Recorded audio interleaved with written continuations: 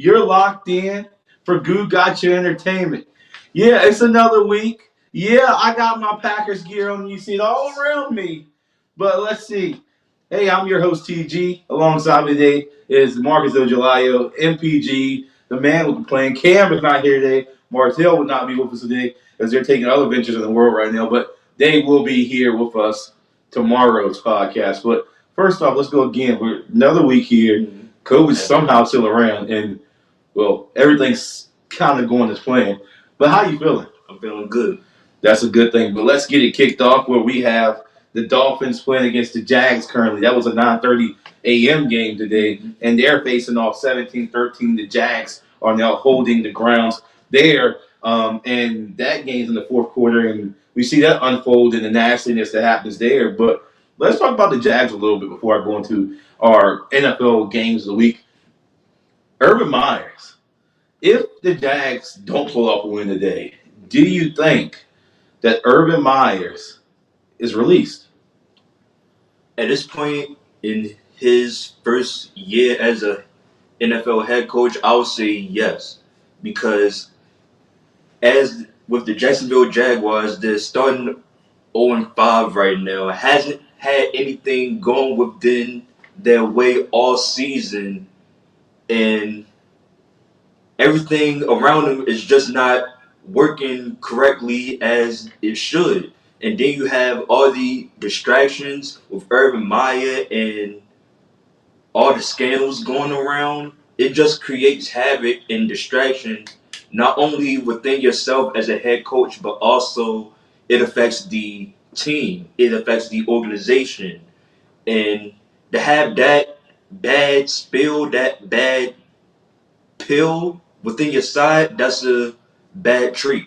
I mean, like again, I agree with you. I think Urban Myers today, if they don't pull this win off against the Dolphins in London, I think he goes home and he looks at his resignation letter saying that I'm either being relinquished from the team myself or the organization saying we just parted ways. I mean, seeing what head coaches are this season in the NFL, I mean, John Gruden and Urban Myers, they stick out like a sore thumb. And we'll see what happens there as that game 17-13 in the fourth quarter with 12 minutes to go. We'll see how that breaks down, and we'll give you an update throughout today's podcast. But let's go straight to the punch. What I'm here for is the Packers going over to Chicago, and this game is one of the oldest rivalries yet, probably the oldest rivalry in the NFL. And it dates back to, God knows, a long time ago. I can't even give you the dates, but it's a new day, a new era, a new generation. But Aaron Rodgers is still there. And while Aaron Rodgers is in the picture, Green Bay has favored in almost the last 10 games that they played against the Bears. And not only that, we have a new guy in town, not Jay Cutler, what Aaron Rodgers used to. We got Justin Fields in the picture. But today, let's talk about this. Green Bay goes into the Bears, struggling last week against Joe Burrow and the boys in Bengals. And now you play yet another young quarterback, yet another mobile quarterback. But guess what? Two bad defenses. And not only that, the Packers today are without two cornerbacks. And that's Kevin King and Jair Alexander. And two of one of them is a stud that they need, and one's a stud that they don't need. And Kevin King can remain on the sideline for all I care. But, Marty, can you tell me what's the huge or the biggest takeaway in today's game between the Packers and the Bears? And who you got winning? Well, I think the huge takeaway for this Packers and Bears game, you got two teams, two rivalries matching up against each other. Like you mentioned, one of the longest, one of the oldest rivalries in the NFL right now. Looking towards this game, I feel like the start of it is going to come off slow just because of the two defenses. Offensive wise, I think it's going to be some sort of spark with both teams, but in the upper hand, I feel like Green Bay has that much more advantage, like I've been saying throughout the season so far, with Aaron Rodgers having that connection with Devontae Adams. Not only Devontae Adams, you also have connections in Randall Cobb. Valdez-Scanlon. Then you also have a running game in Aaron Jones and A.J. Dillon. If those two running backs can, be that 1-2 punch in that favor in which they need, then Green Bay can take it all the way. But like I said before, I feel like this game is going to go to a slow start at first, but I think come second half, Green Bay, that's when they like picks up their rhythm, get guys involved, and remain hot. Well, talking about remaining hot, I see some of the fans or viewers saying this, and most of them are going with Green Bay, and then we got a delusional Cowboy fan somehow lingering in the podcast right now. And we're talking about the Dallas Cowboys later. I'll give them credit where it's due. But, Marcus, you just got to get the Green Bay Packers winning today. You already know where I'm going, guys. And that's go, Pack, go, baby. Because guess what? Not only will this game be a tight contested game in the first, don't get me wrong, it's going to be tightly contested with Justin Fields. But once Green Bay, and we got Jalen Smith playing today, another linebacker, once we get hot in the third quarter, let me tell you again, folks, hot in the third quarter, and Justin Fields don't have nothing else that he can pull out of his sleeve, and the bad man Aaron Rodgers. Again, Aaron Rodgers comes up in Chicago yet again in his career and shows us who he is. You want one of the guys that's going to help him out? It's my man, Devontae Adams. I'm just saying. I mean, it is what it is. Green Bay wins today, and that's the bottom line to it. Because not only TG said so, it's because Green Bay said so. I think that game goes, and Green Bay wins by at least 10 points today. I think I'll give that to them. But marching over, talking about Green Bay and the Bears and the rivalry, let's talk about the Rams playing against the Giants. Cam's so delusional that he's not even here today. I wouldn't want to be here today either if I was a Giants fan. But let's talk about this. The Giants are without three of their major wide receivers today. Tony, Galladay, Slayton. Let me not even mention they're without Saquon Barkley today. They have a just previous concussed Daniel Jones. I mean, this team's all out of whack. And did I mention they have a delusional defense? And their defense is just hot garbage. And one thing I can say, I can't say anything good about this Giants defense. I can't say any good about the coaching staff. I can't say anything good about the team that itself just canceled the season. The only thing might be good is the kicker. But possibility. But let's talk about not even the Giants' delusional issues that's going on, but let's talk about how the Rams defense with Aaron Darnold and the boys. Let's talk about how savage they are this season. Let's not only talk about the fact that Matt Stafford, this is my main priority today, is Matt Stafford and how he transitioned from the Lions and then went over to play with the Rams, and he got into a system that is great for him. And shedding the light on him, he threw almost probably 400 yards or more against the Seattle Seahawks last week in the 12-man as they took out and eliminated Russell Wilson and the boys. And not only talking about this, I got the Rams winning today. And I will let you shed light on it. The Rams defense creates havoc today. The Rams offense creates havoc today. Everything goes one way favored for the Rams today. They're the better overall team. But who you got winning? I mean, I already should know who you got winning, but who you got? And tell me a little bit of what is going on with Matt Stafford. This man looks like he possibly could be an MVP. Is it like you said, I have the Rams winning today? I mean, like you mentioned, Matthew Stafford transitioning from Detroit Lions to the Los Angeles Rams. I feel like he's having a good season because, like, he's in a more comfortable atmosphere, a more comfortable facility where he can be himself. He can throw footballs to any, receiver, whether it's Robert Woods, whether it's Cooper Kupp, whether it's the tight end, or maybe even the running back. He just have everything around him working in his favor And you mentioned the Rams defense, they just creating havoc, lights out. So I have the Rams win this game, and it's going to be a blowout. I believe so I think it's going to be a too. blowout. Talking about staying on the East Coast, and the Chiefs come to town against the Washington football team today. One of the two things both teams have struggled this season. Patrick Mahomes and the boys struggled and suffered a loss at the Buffalo Bills. Not only that, they've been suffering all season. Patrick Mahomes been getting not that much fire. It might be time to change the spark plugs. But I'm going to tell you this, Washington football team, talking about more struggles. Washington football team probably leads the league in turnovers in the last 3 games. And not even saying that. I mean, it's only been 6 games in the season. But talking about this, 2 bad defenses playing each other. And when 2 bad defenses play each other, it's an offensive shootout. But one thing is, Patrick Mahomes loves shootouts in the offense because he can score 40 points. But I'm going to tell you this, the Taylor Heineke, as the young quarterback, I want to see what he do against this Chiefs defense. I want to see what his running back core does against this defense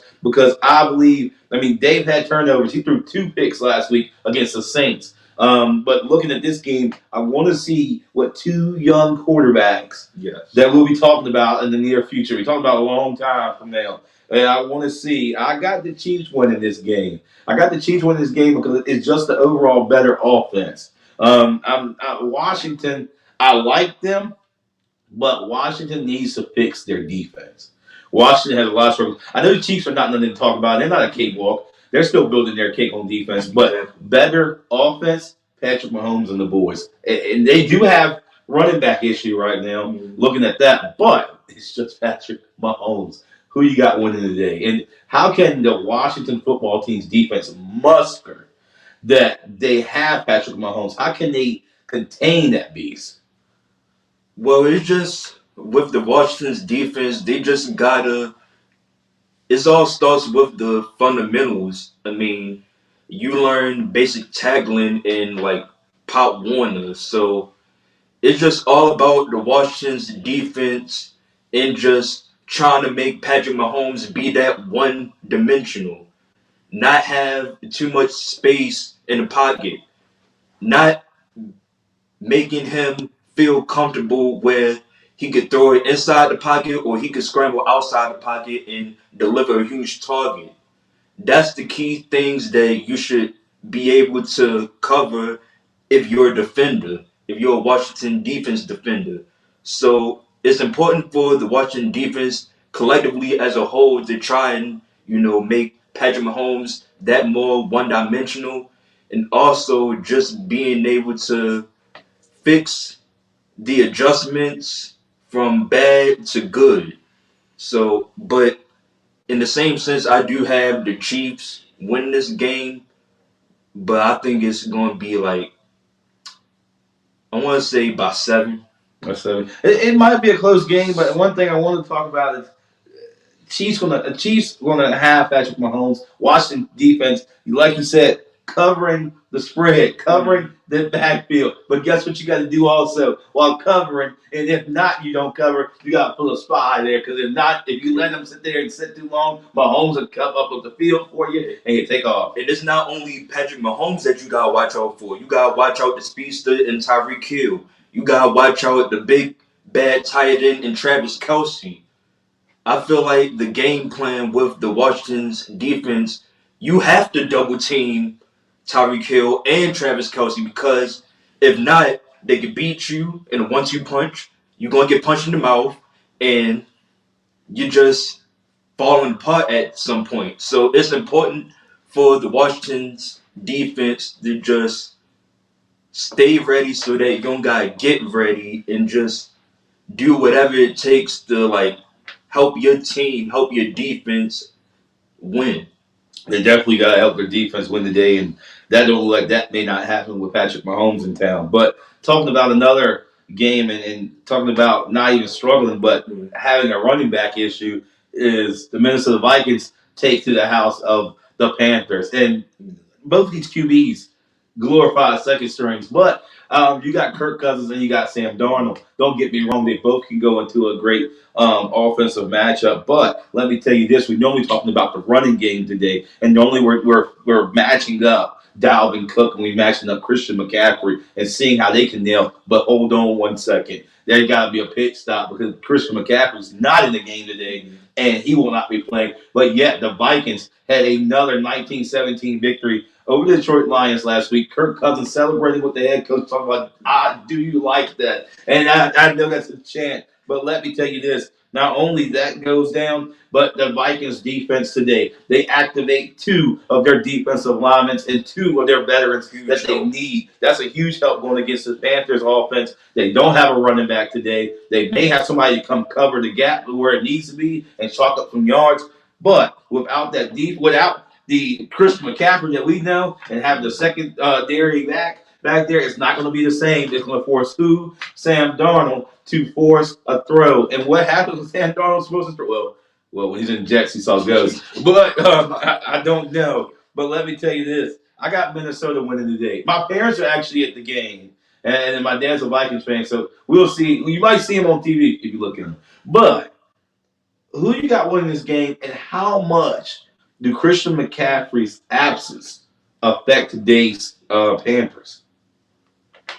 It affects the Panthers game tremendously, especially with an athletic, player in Christian McCaffrey. We know how well he's capable of running the ball, but he's a major help in the passing game too, where he could run a flats and catch passes. But looking at this game, you have two quarterbacks. Yeah, they have their struggles and whatnot, but I think in this game, I'm rolling with the Minnesota Vikings just because they have that much better offense than the Carolina Panthers. You have wide receivers in Justin Jefferson. You have wide receivers in Adam Thielen. You also have, a well stout tight end. So I feel like with the Minnesota Vikings offense, that will work out in their favor tremendously. Oh, yes, indeed. And we'll see how that goes. Minnesota takes on the Panthers today. Let's try it over.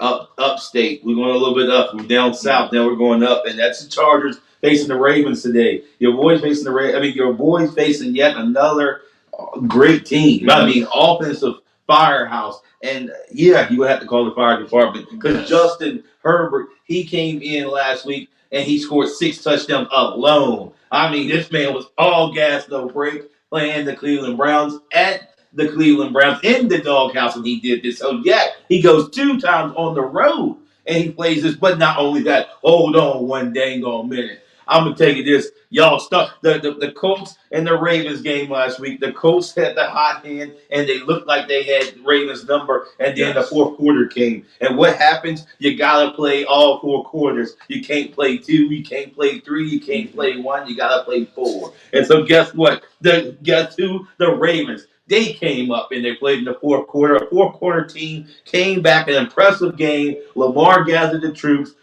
Justin Tucker grounded himself. The defense says, hold on, Doc. We got to win this. And not only that, they shut them up. They went into overtime in a complete crazy game that I can say is probably one of the more entertaining games this season so far. And the Ravens yet came up with a win last week. And now this week facing adversity again against the Chargers. And their defense, because I'm not taking nothing from their defense, because they roughed up the boys in the dog pound. Now they come to the nest, and we will see how this game goes.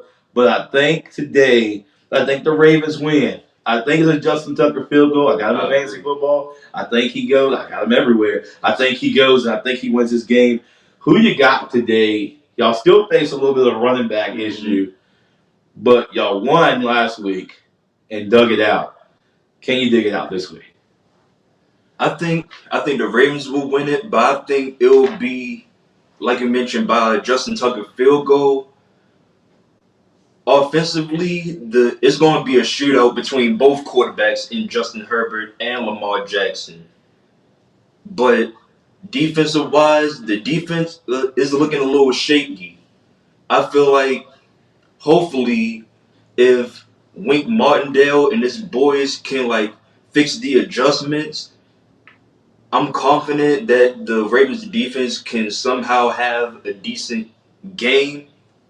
However, I feel like this game is still going to come close just because of how electrifying the Chargers offense can be, and you just can't be that comfortable if you have a lead that is like, okay, it's wraps. No, with the Chargers game and their offense, they one of the firehouse teams that can shoot at you, shoot bolts at you, and deliver the favor. So it's important for the Ravens, to just play their own game. You have receivers and you have, running backs in a passing game that you can help out. You have Le'Veon Bell being activated. You have rookie wide receiver in Rashad Bateman, who's making his debut. We'll see what kind of an impact he can bring. So it's just all in how well the Ravens can handle the Chargers and what they can do to come on top and get this win. Yeah, trying to get a win. The Ravens win that game today. They're in the nest. But talking about the Browns. The Browns are at home in the dog pound yet again against a fiery, hot, young offense, and that's the Cardinals today. But one upset, hold on. The Cardinals are not going to be without, they're going to be without three of their coaching staff, the head coach, the quarterback coach, and the defensive line coach.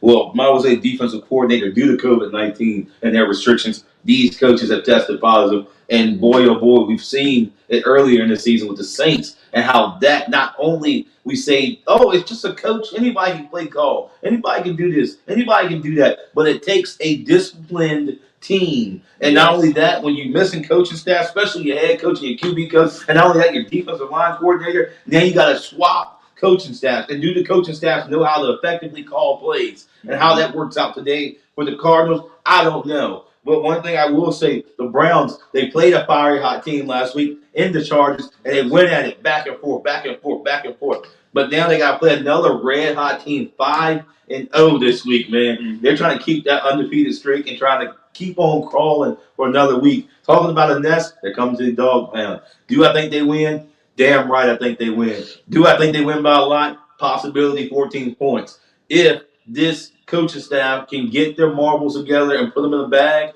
and they can do it, they'll secure the bag. But if they can't, and these three coaching staff members can't coordinate things and call the right things, this will be an upset night for them because the Browns are not coming to play around after seeing that 49-47 loss last week. That was a heartbreaker. They don't want to take another loss like that at home. I think the Cardinals win this game. Who you got? I think the Cardinals can win this game too. They just got, they can't let the distractions with them missing their coaches impact the effect of the game. I mean, yes, it's a big blow, but at the same time, you're out there to try to win against a very tough opponent in the Cleveland Browns. And how the Cleveland Browns is playing, how they're developing, how they're growing, they're one of the playoff contenders that you don't want to play with. And so with the Arizona Cardinals and the Cleveland Browns just having this matchup, it's important for, the Arizona Cardinals to try to maintain their own game. They can't let the coaches and issues distract them from playing their own game. You're 5-0 for a reason. You had success. I feel like that success can continue if they don't get too caught up in the distractions of them missing coaches and just, develop their scheme, continue with their own routine, and just play their own style of game of how they want it. Definitely, as that game unfolds. And let's talk about another game, the Raiders and the Broncos. The Raiders this week, I mean, since the beginning of the season, has had their ups and downs. And now the Raiders are affected by John Gruden's emails. So not only John Gruden's emails, but now John Gruden as a head coach is out. and $100 million later, and he still haven't got that. So I want to talk about not only that, the Broncos. The Broncos having and banged up, kind of, sort of come back with what's his name, Teddy Bridgewater. Teddy Bridgewater, and him not being able to produce a lot this season. Broncos defense still be the same, but I want to ask this question: how much of an impact does John Gruden and his issues put on the team? Because last week we seen it. Now, do that continue to go this week and it be a distraction for them? Or do you think they kind of go, no, no, no, hold on, Gruden, we're not worried about you. We got a new head coach, and that's our interim head coach, and we're going to win this game. I think the Broncos win the game today because I think the Raiders still got some issues in the locker room. I feel like in this game, the Broncos will win, but I think how the Broncos will win, it'll be more of the defensive side. If you look at the Denver Broncos, their defense, it's not great, but it's at least decent. You have decent linebackers, you have decent safeties in Justin Simmons, and you even got Stearns. Those two safeties, they can play lights out. But in this game, I feel like the Broncos, can get sort of in a rhythm just because of the Raiders' distractions and John Gruden and how much of an impact that could bring to the team.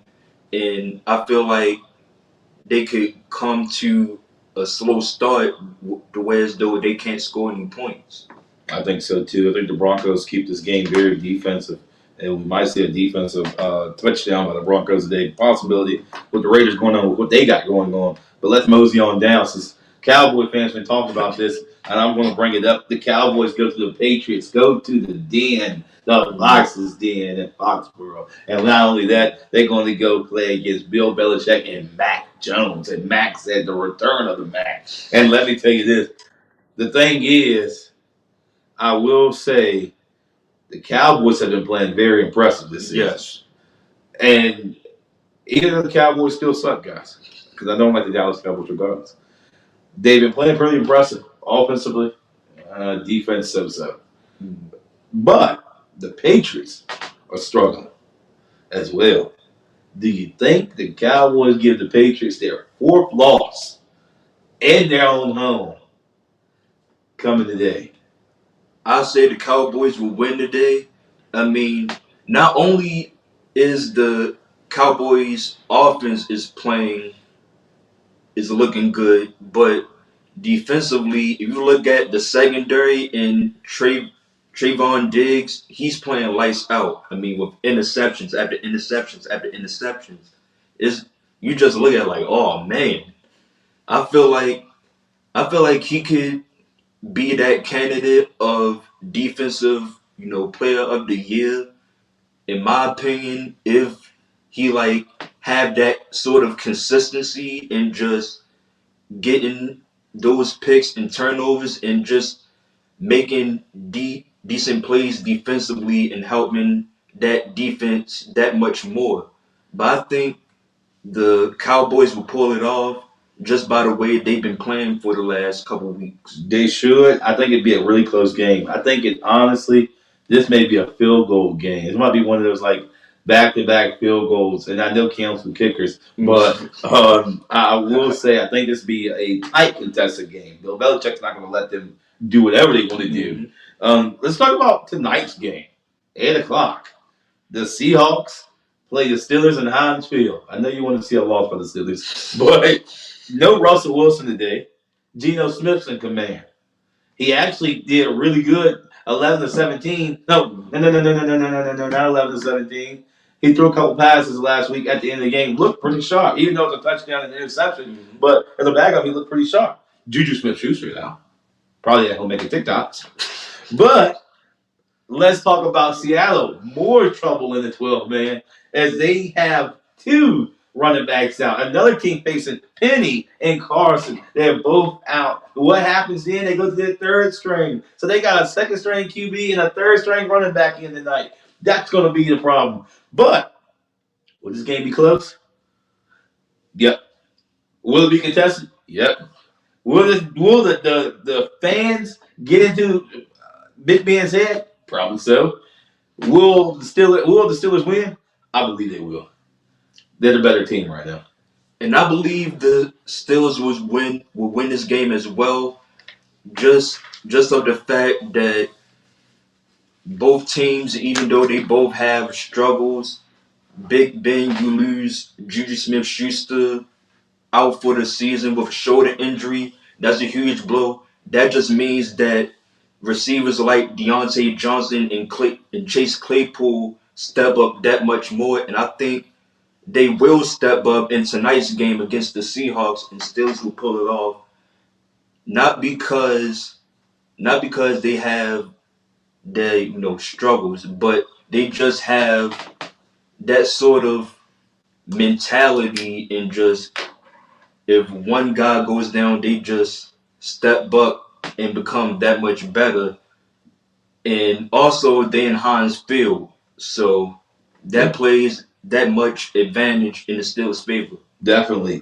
Just some quick mentions. That concludes the NFL segment. But NBA regular season kicks off Wednesday at 7:30 as the Nets take on the Bucks. The Nets are going to be without Kyrie, and the Bucks are raising their banner of their championship. But not only that, the Warriors take on the Lakers. The Splash Brothers are back in town, and they said they're coming for next, and that's 10 p.m. Eastern Time. Let's talk about not only that, the WNBA Finals. That's today at 3 o'clock, Game 4. And not this thing right here, the Sky and the Phoenix Mercury. The Sky leads that division. Leads that series 2-1. These girls play. Candace Parker, Kalia, all the girls there. They smash mouth basketball. Yes. That's at 3 o'clock today. Major League Baseball playoff updates. The Red Sox says, I hate them with all my life.